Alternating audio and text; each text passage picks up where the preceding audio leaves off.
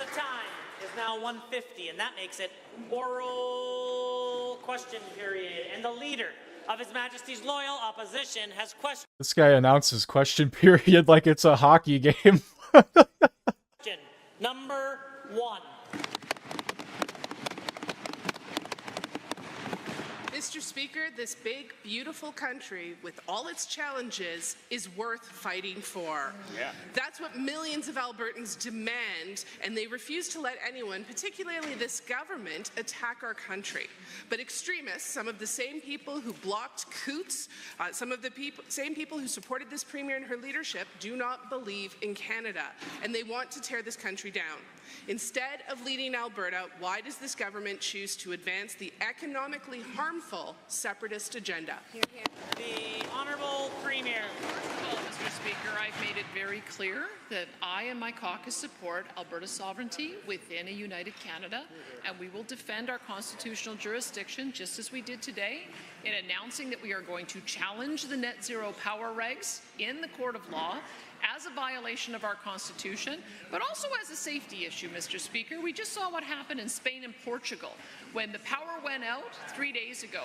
That is the kind of thing that we want to avoid here. That is the kind of thing the federal government should not be interfering with. And I would invite the members opposite to actually stand with us in fighting the federal government to get our jurisdiction back.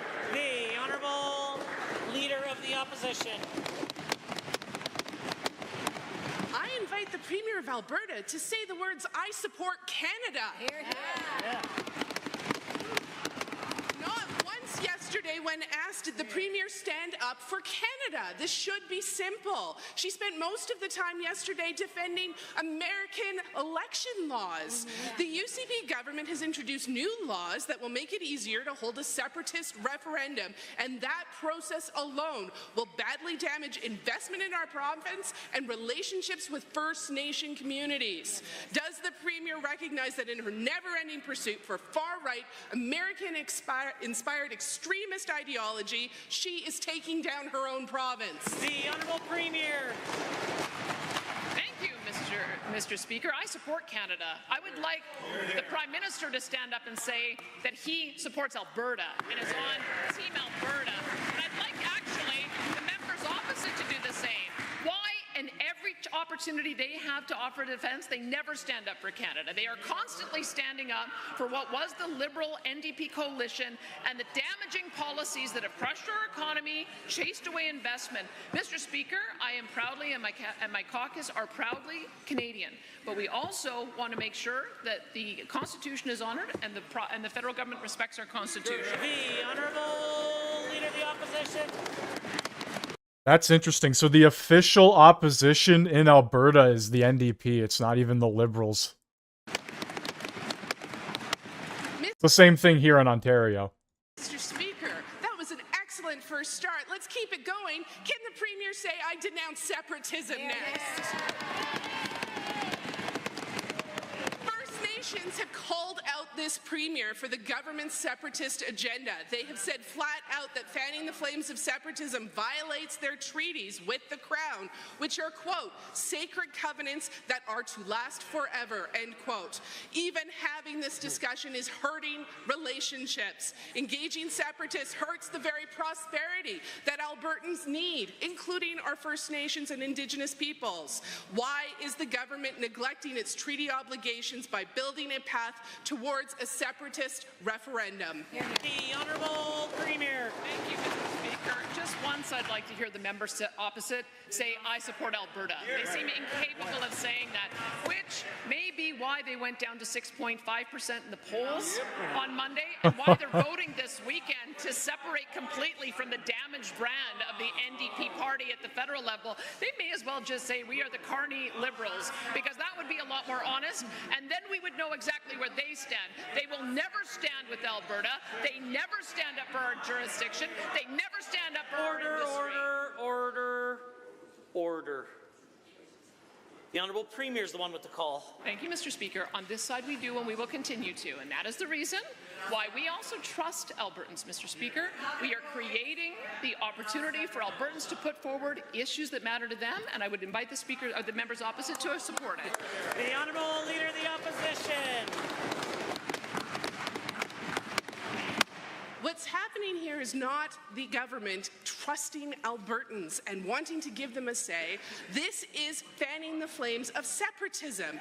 Even the party president and the UCP VP of Communications are explaining it for the world on Facebook exactly what this legislation is for. The mask is off. Let us be clear, even flirting with a referendum to separate kills investment in the economy and damages relationships with First Nations peoples. It's not going to help. It is going to make us the laughingstock of Canada. Why would the Premier introduce a law that puts us at risk? The Honourable Premier. Thank you, Mr. Speaker. Why will the members opposite not understand that part of the frustration that Albertans have is that neither them nor their bosses in Ottawa, including the Carney Liberals, have done anything to respect the genuine concerns that Albertans have with the net zero power regs, the tanker ban off the West Coast, Bill C-69 that prevents us from being able to build and approve pipelines, net zero vehicles, the emissions cap. I would just once, Mr. Speaker, like to hear the members opposite say they stand with us in opposing those things. The Honourable Leader of the Opposition. We've been here for ages. We've seen how this government loves to fight with the federal government over and over, spending zero time getting good deals for Albertans on economic and social issues that they care about. And the talk of this independence referendum is now rocking the business community and shaking investment in our province. The Premier tried to make an announcement today. Every single media question was about separatism. It's derailing her own agenda. Never mind what's happening for businesses in this community. Why is the Premier so focused on separatism? She's derailing her own agenda and killing jobs in Alberta. The Honourable Premier. Well, thank you, Mr. Speaker. I think that members opposite know that it takes a long time to develop legislation, and in my very first mandate letter to the Justice Minister, I asked him to review all of the legislation related to elections, which he did, and this bill has come forward after a long amount of time in consultation and writing. Is probably the thickest bill that I've seen, Mr. Speaker. All we are doing is addressing some of the issues around citizen-initiated referenda, recall, election financing. It's a broad menu of reforms. I invite the members to read it, and we will put it to the people. If they have an issue they want to put forward, they now have the ability to do so. Leader of the Opposition.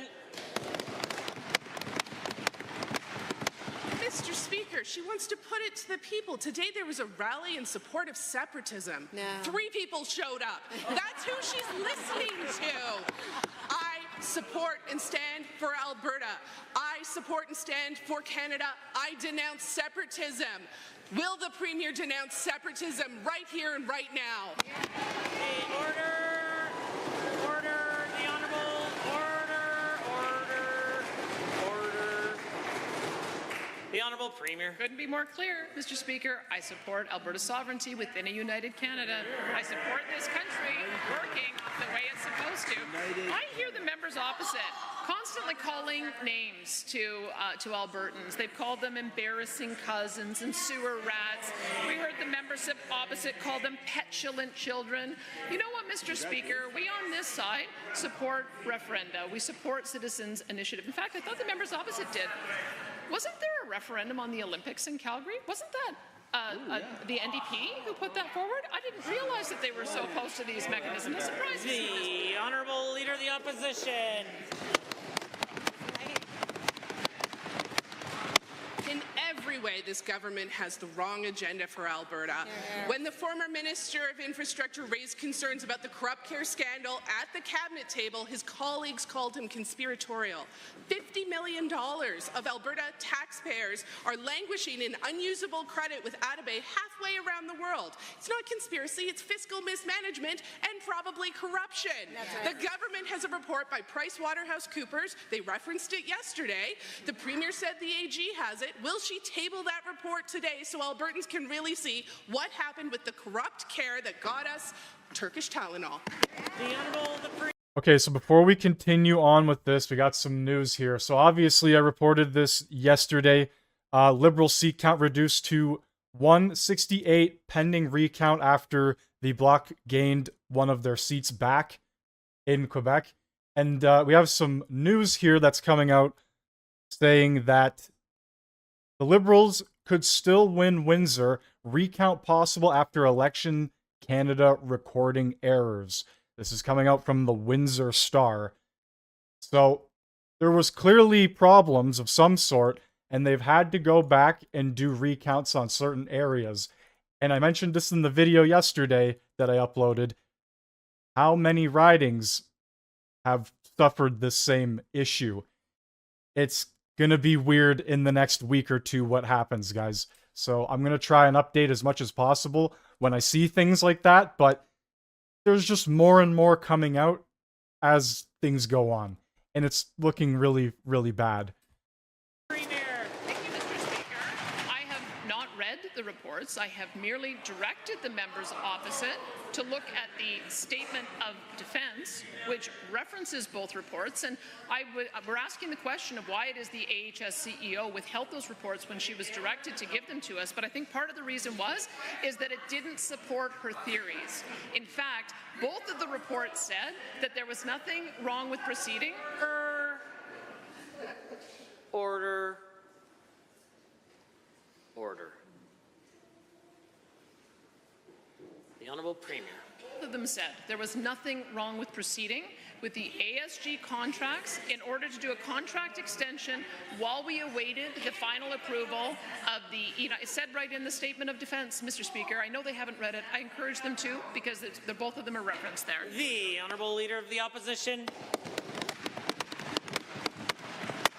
I'm so curious if the Premier didn't read the report so she can maintain plausible deniability later on. Right. On January 27th, the AHS board met and agreed to send information over to the RCMP and the Auditor General. 3 days later, the Health Minister fired them. The government pretends the people that they appointed were fired for other reasons, but Albertans aren't stupid. They know a gag order when they see one. Yeah. So, if the Premier can't read the reports, there's some great people we could ask about it. Will she remove the gag order off the AHS board members that they fired? The Honourable the Premier. Thank you, Mr. Speaker. In keeping with your admonition a couple of days ago, I will not say anything that breaches my oath of cabinet confidentiality, but what I will say is part of what this issue is all about is contracting out to charter surgical facilities. And I would like to read, as per our statement of defense, AHS ORs are fully booked. We wouldn't be able to do the ASG cases without bumping other scheduled cases. The procedures would need to be postponed or rescheduled into the future. Mr. Speaker, that is the reason why the contracts needed to be extended.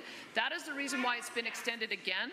There are 1,896 surgeries that will take place with that extension, and we're supportive of it, Mr. Speaker. The Honourable Leader of the Opposition. Dodging responsibility, avoiding the question. We've been seeing it for weeks. We will not let up the pressure on the corrupt care scandal. The Premier knows what a mess she's currently in. One of her very first endorsers has now left cabinet, left caucus because of this corruption, and Albertans deserve answers. When the fake inquiry says nothing to see here, we will not stop asking these questions. Too much of Albertans' money has been wasted and put at risk. Why doesn't the Premier accept that? Call a full public inquiry, as has been asked repeatedly. The Honourable Premier. Thank you, Mr. Speaker. The dispute with the former AHS CEO was that she wanted to cancel contracts at private surgical centres. We have extended those contracts because both of the reports that she commissioned said there was no reason not to, said AHS ORs did not have the capacity to do it, and in point of fact, by extending it again, there's 1,896 surgeries that would otherwise be cancelled, including over 1,000 arthroplasties, 208 spine surgeries, and 608 non-arthroplasty repairs. I'd like them to call each of these patients and tell them why they think their surgery should be cancelled, Mr. Speaker. The Honourable Member for... She's pissed off and you're pissed off too? Who gives a shit? Well, you should ask maybe the near 200,000 people that have signed that document to try and separate Alberta from Canada. There's a lot of people that care. For Edmonton West, Henday.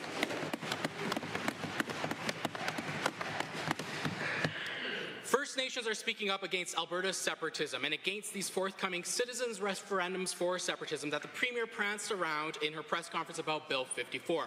Yesterday, I rose in this House to remind this government that they have zero mandate to even entertain the idea of separation without full consultation and negotiation with the First Nations in this province. This country has seen this song and dance before, and First Nations and the late Elijah Harper said no to separation.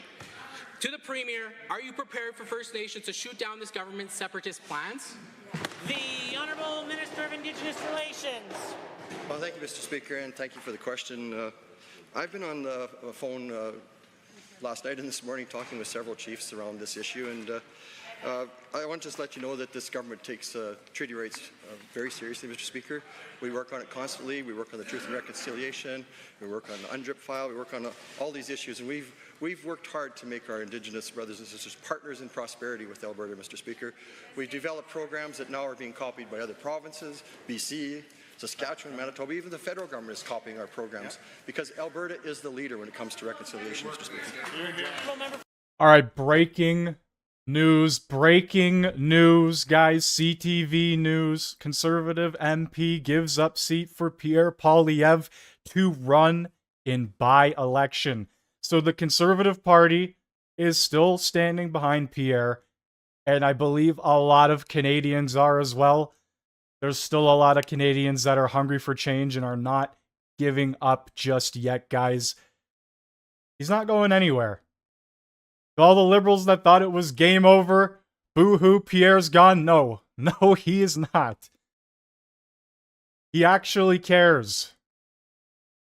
He actually cares.